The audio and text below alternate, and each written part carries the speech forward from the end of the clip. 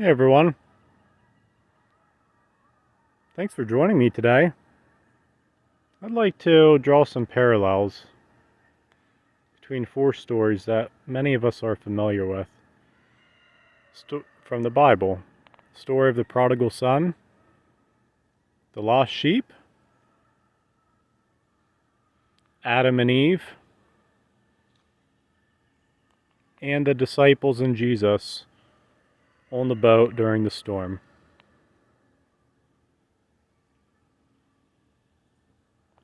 The sheep wandered away from its shepherd. The prodigal son left home in search of a new life, a new way to do things on his own. Adam and Eve were convinced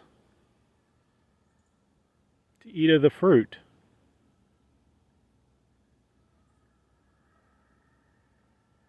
The disciples on the boat with Jesus became afraid during a storm as Jesus slept. The sheep was out there, lost. I don't know where I am. Am I going to die out here? All alone, all by myself? The prodigal son, well, I was having a good time. And now I have no money. And now, this job I got out here, taking care of pigs, well, now I'm eating their slop.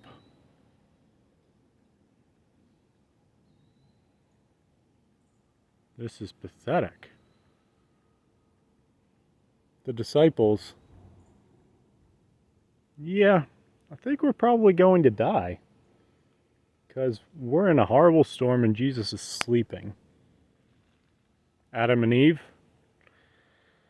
life is really hard now. We've been kicked out of the Garden of Eden. And now life is difficult. Not like it used to be.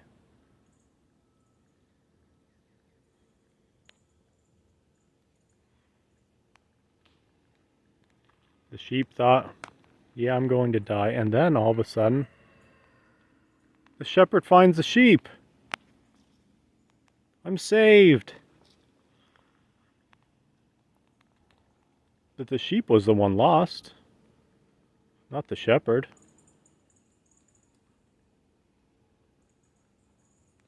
The prodigal son, I give up. I can't do this on my own. I'm going home. And guess what? His dad sees him walking down the road on his way home and runs towards him and greets him. We are going to have a party for you. Now, this father was rich, royalty. We're going to have a party for you, son. Let's kill a calf. Let's have a great party. And then in that moment, the son realizes he was royalty the whole time. He was prosperous the whole time. He was rich the whole time. And he had already a kingdom that he inherited. He was born into it. He was born into royalty the whole time. He was prosperous the whole time.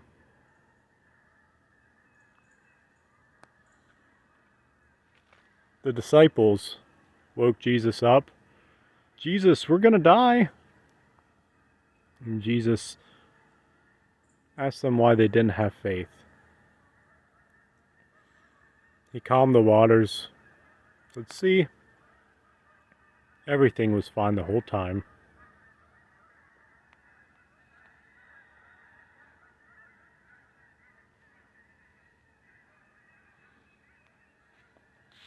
And Adam and Eve, where was their resolve, though? We'll get to that. They were cast out of the garden because they sinned, right? They disobeyed God. But what is sin? And what happened? Sin is not, here's these rules, guys. You must follow them or you're done for. I will be extremely mad at you if you do not follow these rules. If you sin, I cast you away from me. You're dead to me then. No, sin is missing the mark.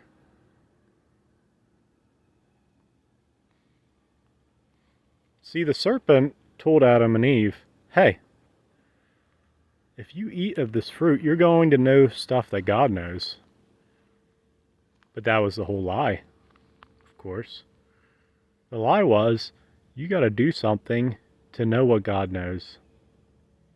Adam and Eve already knew everything God knew.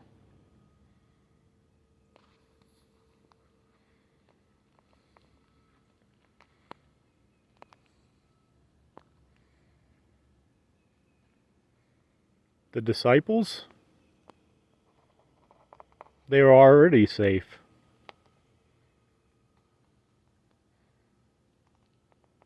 The sheep was already safe. Prodigal son was already safe, whole and complete. But all of them thought, this is going to be better. Going on this journey, this will result in something better. The disciples thought, if only we can wake up Jesus, then everything will be better. But Jesus said, you didn't have faith. Everything was fine the whole time. Now let's circle back to Adam and Eve. When did it get better for them? Let's look at the book of Revelation.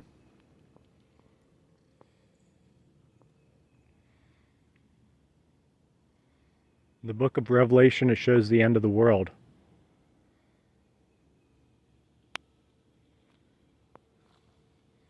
But what if this ending is the ending of sin? And the ending of sin, and sin is missing the mark. That's what sin is. Forgetting that you are one with God and everything's fine. Everything's taken care of.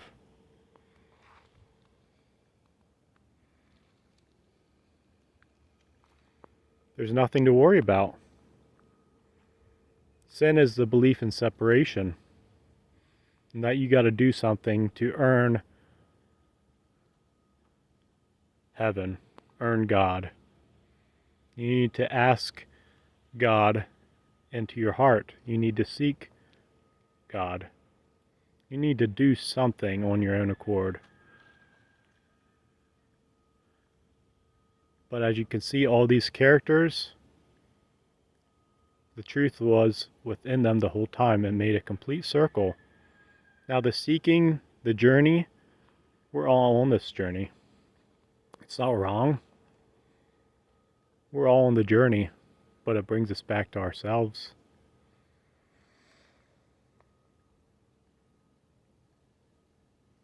So Revelation, what if Revelation is the end of a paradigm? The end of the paradigm of separation.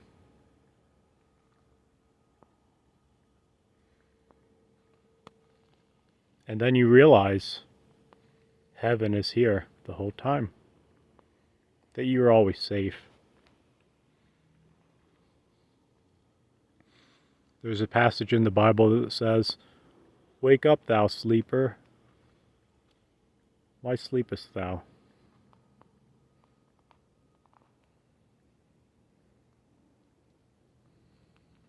The Christ was sleeping on the boat and then awoke from the dream of separation.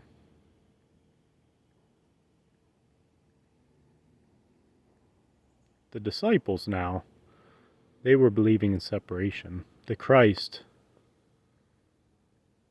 knew the truth the whole time.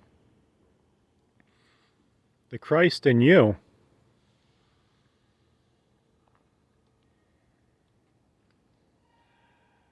is the Christ in me, is the Christ in everybody. It's the light in all. It's the dormant seed, as I've spoken about in other videos. The Christ in us is asleep in the beginning, in a dormant state. And then that Christ awakens to its own light, its own divinity. It goes from seed of potential in a dormant state to realizing itself as the light, as the source of all.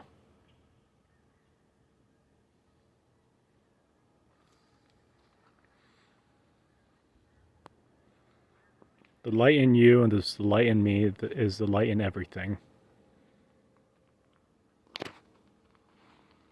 There is a God.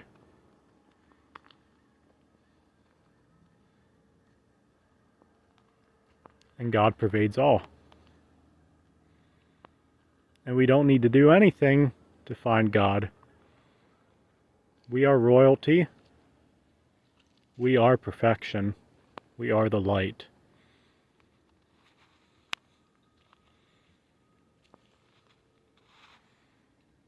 Everything is here for us. No need to seek. I love all of you. And until next time.